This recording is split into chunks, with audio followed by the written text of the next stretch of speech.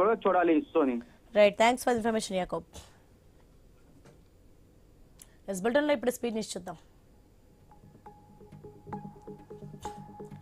కాకినాడలో కొత్త అల్లుడికి వందల సంఖ్యలో వంటలు రుచి చూపించారు ఓ అత్తింటివారు.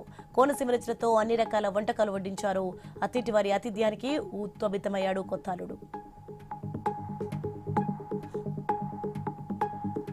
గోదావరి జిల్లాలో అల్లులకు పిండి వంటల మర్యాదలకు కొదువ ఉండదు. కానీ ఈసారి ఆ సంప్రదాయాన్ని మరో స్థాయికి తీసుకెళ్లారు ఓ అత్తింటివారు. కోనసీమ జిల్లాలో మొదటిసారి సంక్రాంతికి వచ్చిన అల్లుడికి ఏకంగా 150 రకాల పిండి వంటలతో విందు భోజనం ఏర్పాటు చేసి ఆశ్చర్యపరిచారు.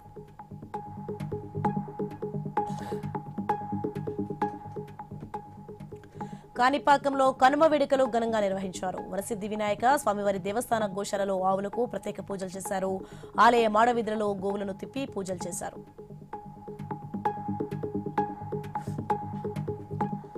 సింహాచలంలో అప్పన్న స్వామికి కనుమ రోజు ఘనంగా పూజలు నిర్వహించారు. స్వామివారి ఉద్యానవనంలో మహావిష్ణువు అవతారంలో భక్తులకు దర్శనమిచ్చారు.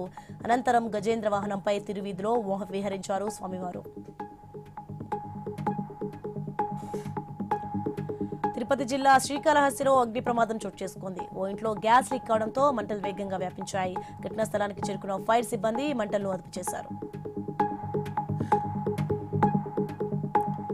జగిత్యాల జిల్లాలో దివ్యాంగులకు వాహనాలను పంపిణీ చేశారు మంత్రి అడ్లూరి లక్ష్మణ్. 50 కోట్ల పరికరాలను 134 మంది లబ్ధిదారులకు అందించారు. దివ్యాంగుల సంక్షేమం కోసం రాష్ట్ర ప్రభుత్వం కట్టుబడి ఉందన్నారు మంత్రి.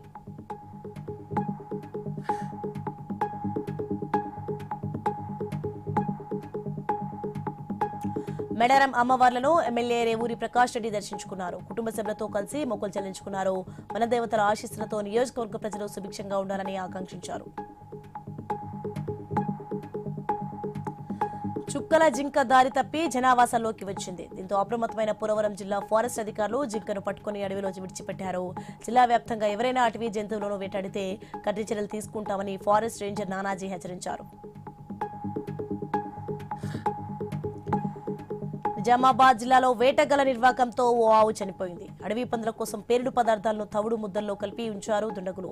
ఆ ముద్దను తినడంతో ఆవు అక్కడికక్కడే మరణించింది. పండుగ పూట గోవు మరణించడంతో రైతు కుటుంబంలో విషాదం నెలకొంది. కామారెడ్డి జిల్లాలో సంక్రాంతి పెళ్లి నోములు ఘనంగా జరిగాయి. ఒకే వేదికపై 108 రకాల నోములు ఏర్పాటు చేయడంతో ఆ ప్రాంతం ఆధ్యాత్మిక శోభను సంతరించుకుంది.